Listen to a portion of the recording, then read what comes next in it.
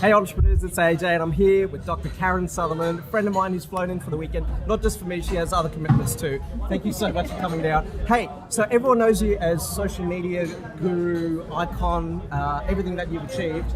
Well, I think she is anyway. Yeah. Okay. I've got words to say about that. But anyway. All right, cool. Tell me about India and your affinity with India and yoga. Not yogi. Yeah. Well, Yeah. I don't know. I just feel a really deep connection with India.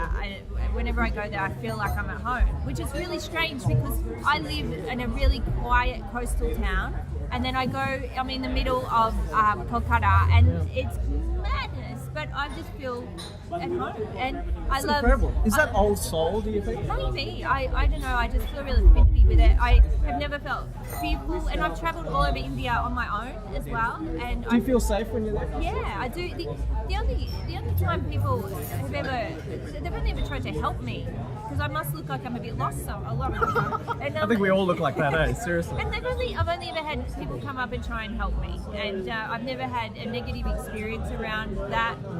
People have been friendly. I love the colour. So even the people who are the poorest, they wear the most beautiful colours and to brighten things up, and they are happy. They don't have a lot, but they are happy. I want to ask you about that. Yeah. So, people that don't come from the subcontinent or Southeast Asia or whatever, Westerners, they go to these places and they think, oh wow, this is amazing, and the people are so happy there,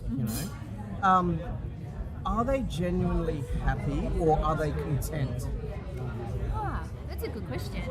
Well, do you think that being content is a form of happiness? Do you think they sort of play off the other? Quite possibly. Because it's hard to be happy when you're not content, isn't it? Oh, I honestly don't know. So I challenged that belief a few years ago for myself when one of my early mentors, Tony Robbins, and whatever you think and feel about Tony, you can't dispute the fact that his work has, done so many transformed lives, So from that perspective, I really admire him. So Tony was on this self-journey of discovery, and he came across this thing called fulfillment. And he says we should be chasing fulfillment instead of happiness. And so that sort of changed my thinking around it too. And because I haven't really, I cannot remember the last time I was happy in a state of happiness consistently, Yeah. Probably when I was, not even when maybe before I was born, I don't know, another life, right? But then, I feel like the whole world is chasing happiness. Yeah. And I think it's unachievable. I think it really is. But fulfillment and contentment, completely different. Well, So what's your opinion? Well, I love this quote. I think it was Swami Shivananda who said that contentment is the key to abundance. Oh, So yes, and I find that really interesting because I don't know, maybe it's Western philosophy that we are almost trained to want more, to push and achieve and strive and all that. But when you actively seek out that stuff, I feel the world has changed and it's different. Like if you're actively trying to get ahead, I feel as though people will come and they'll sense that and think that you want something from them, which is interesting. Yeah. So feeling content. There's a beautiful way, and I still haven't learned this, right? I still have no idea what the hell I'm doing. But when you're content, there's almost like this inner peace. Yeah.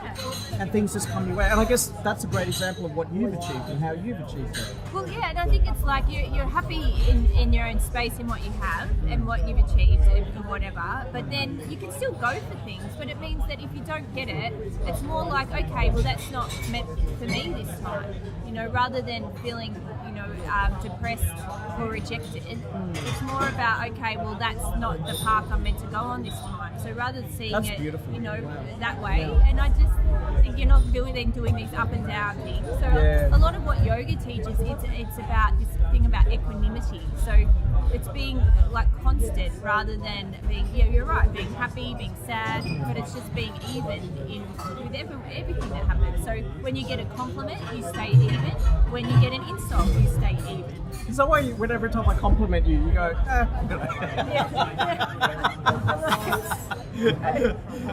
Take the damn compliment, Karen. Take it.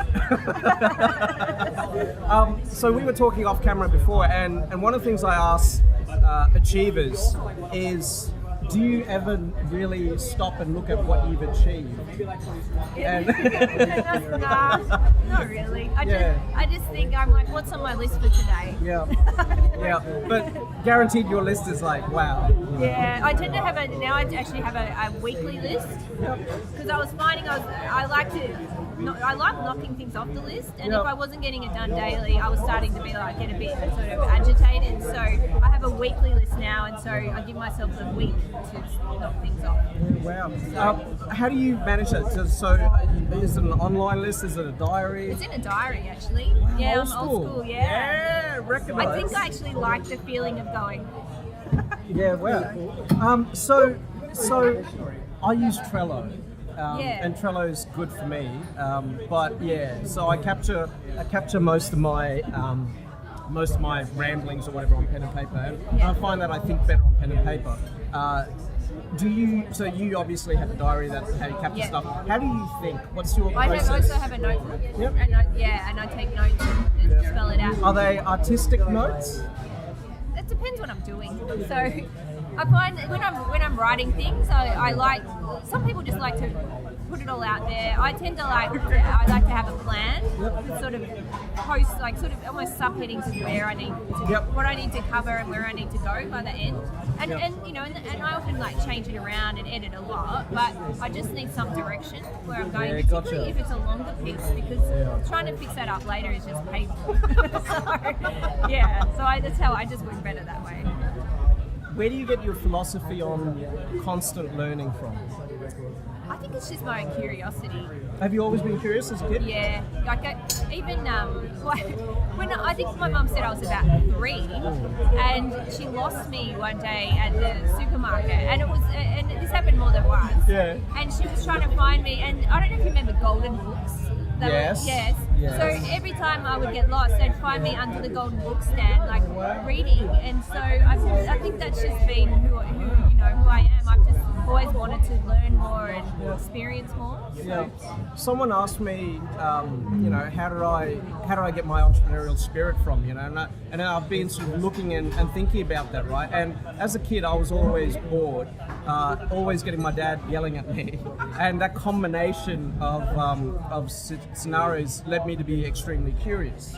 Not necessarily in a good way. Yes. So it's that drive as a child. Where do you, that you develop into what you achieve today, I think. Yeah. And it's fascinating. Yeah. What is next for you? Because you got a couple of books coming out. Yeah, I'm just laughing because it just seems surreal. She doesn't play small. It seems surreal. So yeah, I'd love to. I'm hoping to go for a trip to the States next year, and just continue. Developing my research.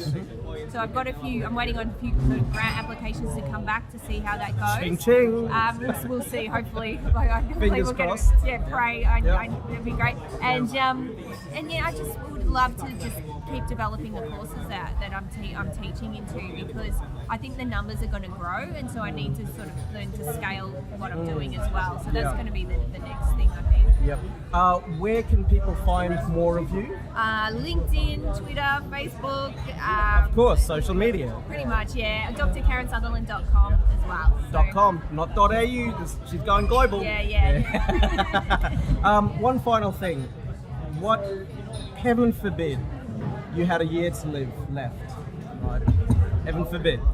What, at the end of that year, what would your final message be to the rest of the world? Well, I think it would be what my yogic tradition's all about, and that motto is serve, love, and give. So serve, love, and give. That's beautiful. Yeah. Thank you so much for coming on. No, thank you. Yeah. So yeah. All right, entrepreneurs, connect with Karen and support her in her work, because she's phenomenal. And I hope you got some value out of this. So whatever happens in business and in life, I wish you nothing but success. Take care. Thanks.